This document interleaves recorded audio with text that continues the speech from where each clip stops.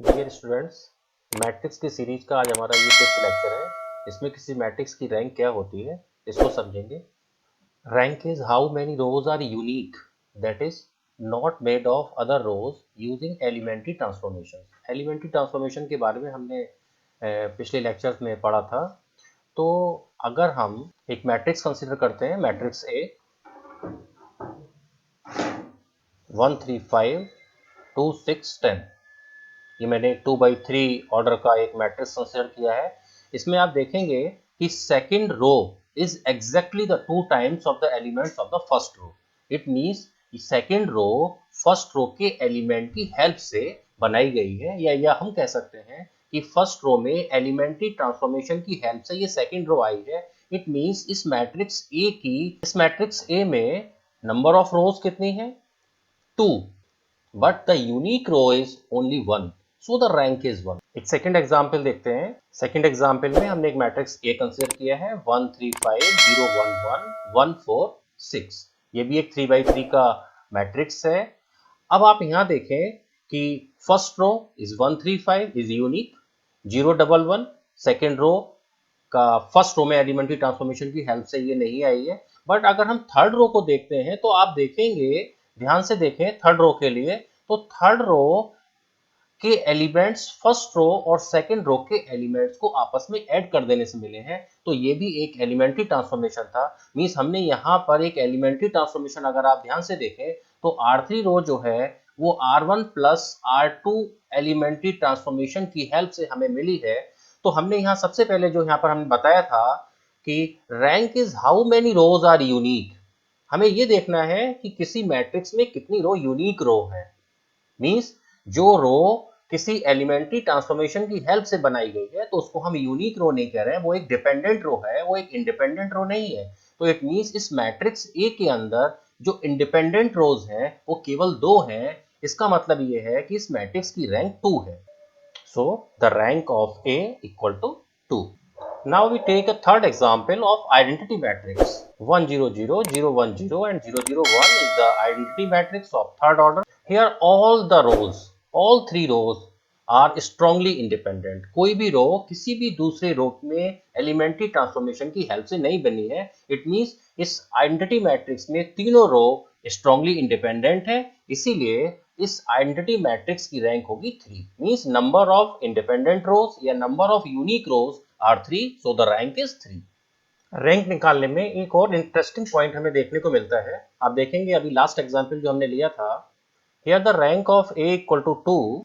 तो interesting fact ये है कि अगर किसी मैट्रिक्स की रैंक 2 है तो उस कंडीशन में आप देखेंगे कि यहाँ पर सेकंड ऑर्डर से ग्रेटर ऑर्डर के जो डिटर्मिनेंट इस मैट्रिक्स के एलिमेंट से बनेंगे उन माइनर्स की जो वैल्यू आती है वो 0 आती है।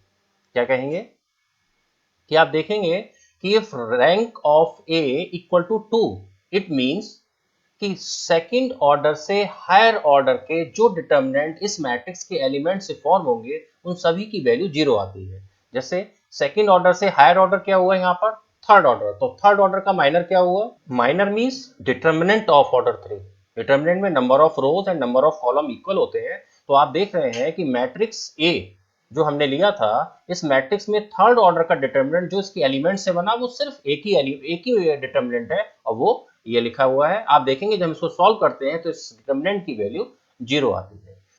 जैसे आप देख रहे हैं मैंने यहाँ पर 3 माइनर लिखे हैं, इससे ज्यादा माइनर भी इससे बनाए जा सकते हैं। जैसे मैंने फर्स्ट जो माइनर बनाया वो मैंने ये 4 एलिमेंट्स मैंने ले लिए 1 3 0 1।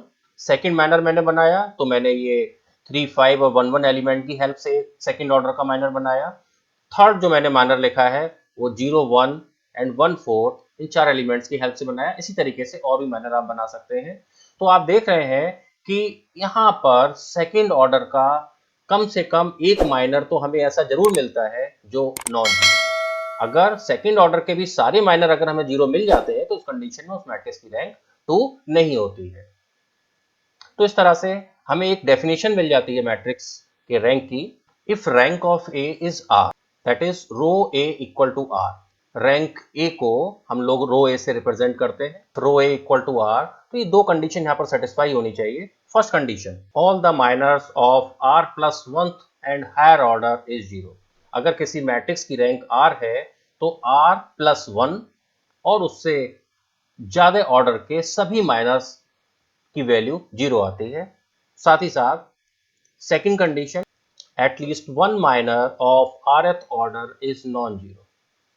तो इस तरह से हम ये बता सकते हैं कि अगर किसी मैट्रिक्स की रैंक 2 है, इसका मतलब ये हुआ कि सेकंड ऑर्डर का कम से कम एक माइनर आपको नॉन जीरो मिलेगा और साथ ही साथ सेकंड ऑर्डर से हायर ऑर्डर के सारे माइनर की वैल्यू 0 आएगी। Rank is useful in solving the system of linear equation. Linear equation के सॉल्यूशन में मैट्रिक्स की रैंक निकालने का एक रोल है। इसको हम देखते हैं कि क्या रोल बनता है।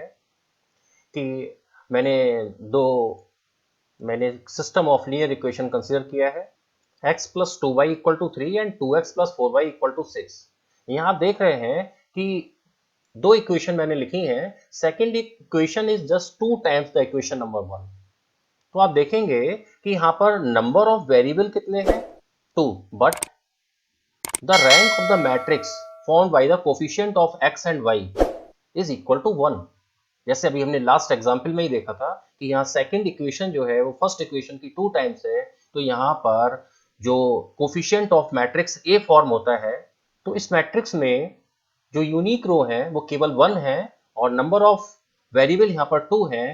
तो इस कंडीशन में आप देखेंगे कि हम x और y की जो वैल्यू है वो यूनिकली डिटरमाइन नहीं कर सकते।